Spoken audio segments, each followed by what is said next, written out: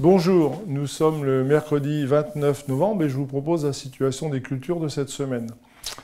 Donc, concernant les céréales, les températures sont en baisse et l'activité des ravageurs l'est aussi.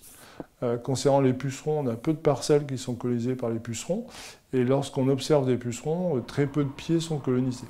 Donc il est complètement inutile d'intervenir dans ces conditions, à la fois parce qu'il y a peu de pucerons et aussi parce que les conditions ne sont pas du tout propices à une intervention.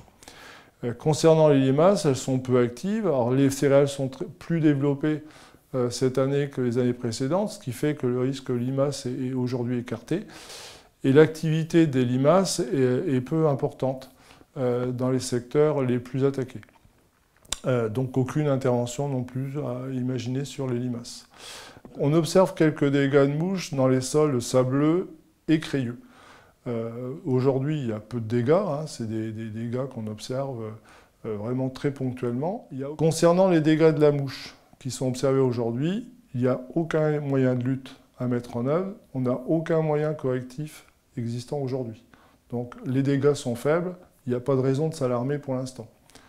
Pour les colzas, aujourd'hui, il n'y a aucune intervention envisagée, ni contre les pucerons qui sont peu présents, ni contre les limaces.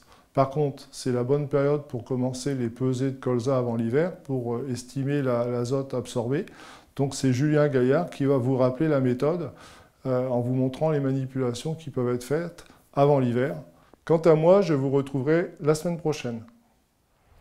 Alors nous sommes arrivés fin novembre, il commence maintenant à faire un peu plus froid, on a eu les premières gelées il y a quelques jours. Les colzas, bon là ça se voit pas trop sur cette parcelle, mais ça commence à brûler par endroits. Donc il va pouvoir être temps de faire la première pesée de biomasse aérienne pour estimer la quantité d'azote absorbée en entrée d'hiver. Donc je rappelle qu'en fait, donc dans la démarche conseillée par Terrinovia, donc on fait deux pesées, une pesée en entrée hiver, une pesée en sortie d'hiver. La pesée en entrée est à réaliser dès lors qu'il fait suffisamment froid pour dire que la végétation arrête sa croissance. Donc on va pouvoir s'en occuper maintenant. Donc là la parcelle est assez hétérogène, on voit qu'en bordure on a des biomasses plus importantes, les endroits c'est un peu plus dépeuplé. Donc il est préférable dans ces cas-là de réaliser plusieurs mesures, enfin plusieurs pesées, plusieurs placettes de pesée. Donc là j'ai un cadre de 50 cm par 50, ce qui fait un quart de mètre carré. Donc je vais réaliser 4 placettes et je ferai la somme des 4 pesées, ça me fera une biomasse pour 1 mètre carré.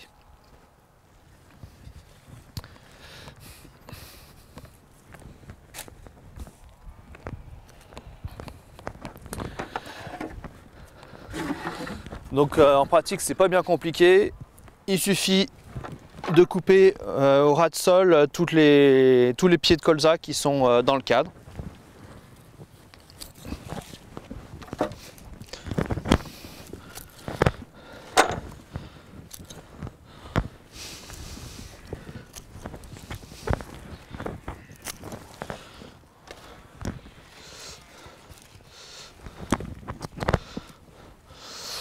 Donc il n'y a plus qu'à refaire la même chose 4 fois pour que j'ai la quantité sur 1 mètre carré.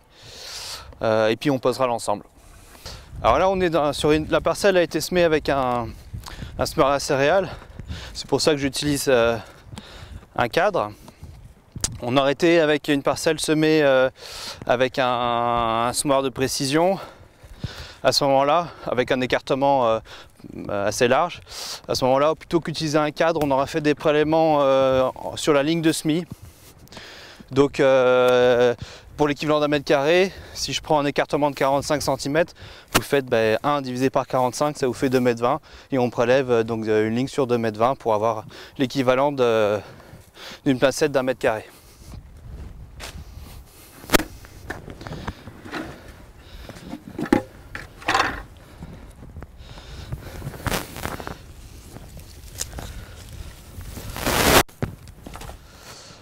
Alors il faut éviter de faire les prélèvements lorsque les plantes sont mouillées, sinon il faut les laisser un peu sécher histoire de ne pas peser trop d'eau rosée.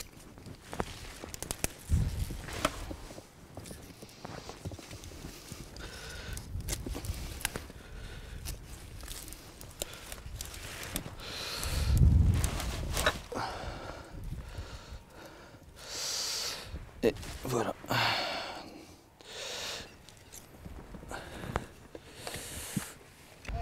Donc voilà notre dernier échantillon. Donc on voit qu'on en a quand même beaucoup plus dans le seau que tout à l'heure. D'où l'importance de multiplier les prélèvements lorsqu'on a une parcelle hétérogène. Donc maintenant on va aller peser tout ça. Donc maintenant qu'on a tous nos échantillons, on va pouvoir réaliser la pesée à proprement parler.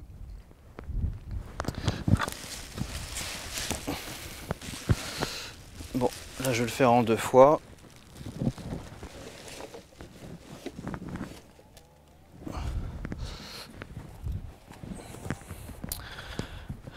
Donc le premier, là j'ai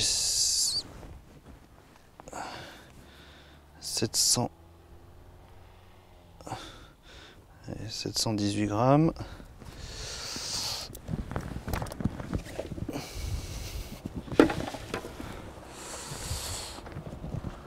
Alors bien sûr, on n'oublie pas de faire la tare à chaque fois.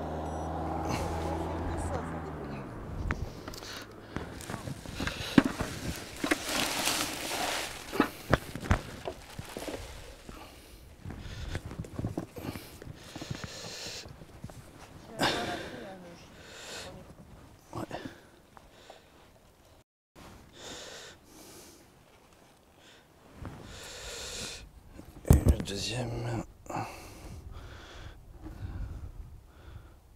quasiment la même chose, 116 grammes.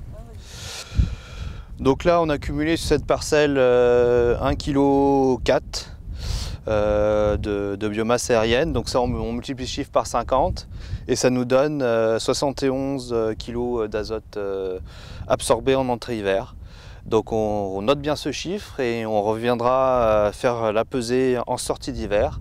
Et en fonction du résultat en entrée et en sortie, on en déduira la quantité d'azote que le causera aura absorbé avant l'ouverture du bilan.